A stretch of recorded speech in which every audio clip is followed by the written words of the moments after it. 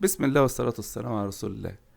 البوست ده انتشر يعني على الفيس بشكل كبير وعلى السوشيال ميديا. انا كنت بشوفه، ما شفتوش صورة، يعني انا كنت شايفه كتابة في صفحات، فانا فكرتها مبالغة او يعني حد بيهزر او عشان يعمل ريتش او حاجة.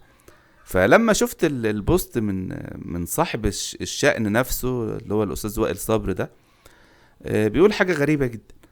بيقول مدرسة ابن الانترناشونال في القاهرة طلبتني على وجه السرعة، الأمر خطير، ومكالمات وإيميلات. رحت بجري، خير يا جماعة مالكم؟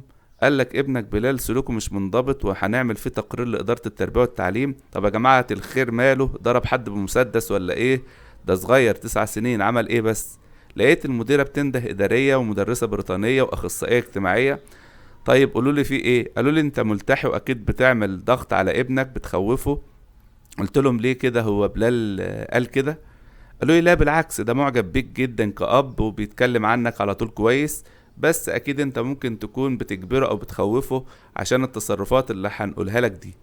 اصل احنا لقيناه عاوز يصلي كل الفروض، واكتشفنا انه مش جايب لانش بوكس، ولما مدرسته البريطانية سألته ليه ما جبتش اكل، قال لها انا صايم زي بابا.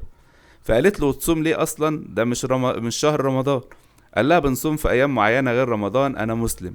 وطلع ده الموضوع اقسم بالله، مع ان اخوه حمزة معاه في نفس المدرسة وما كانش صايم ومشهود مشهور بالشقاوة، بس اتهموني ان انا بقهر ابنه، وان بلال اللي عنده 9 سنين متشدد دينيا عشان بيقلد ابوه بيصلي وبيصوم.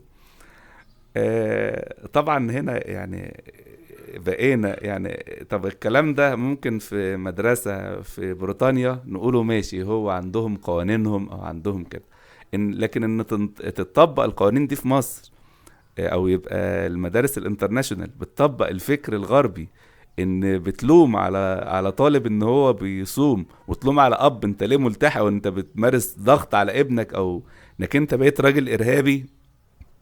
فده شيء غريب يعني. فطبعا بيقول للعلم ما اعرفش انه صايم اصلا، اقسم بالله هو بيقلدني في تصرفاتي فقط. الكوميديا بقى اروح اقول لبلال ايه؟ بطل صلاة يعني. فعلا معاه حق، هيقول لي ابنه ايه؟ بطل يصلي؟ طبعا خرجته من المدرسة فورا. طبعا احسن حاجة انت عملتها والله العظيم.